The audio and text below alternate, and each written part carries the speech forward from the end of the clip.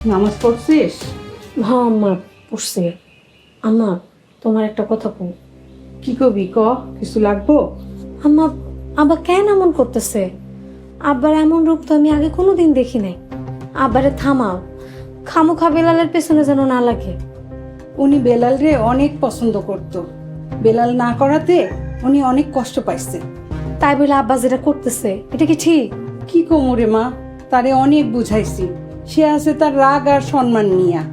আম্মা, বেলাল একজন আল্লাহওয়ালা লোক, তার পিছনে লাগলে কিন্তু ওইটার পরিণাম ভালো হইব না।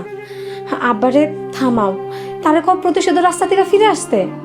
দেখি রোজই বুঝাই, কোনো লাভ হয় না। আব্বাই কি করবো তোমার কিছু কইছে? না রে, এখন আর কিছু কয় না, সে আবার নতুন কোন শখ আঁকতেছে। আম্মা, একজন আল্লাহওয়ালা লোকের অভিশাপ নিয়ে আমি বাঁচতে চাই না। আব্বা যদি তোমার কিছু কইয়া থাকে তাহলে আমারে কও। বিশ্বাস কর, সে যে কখন কি করব না করব আমি কিচ্ছু জানি না। আল্লাহ হেফাজত করো, আল্লাহ আব্বাকে সুবুদ্ধি দান করো। এই দোয়াই কর।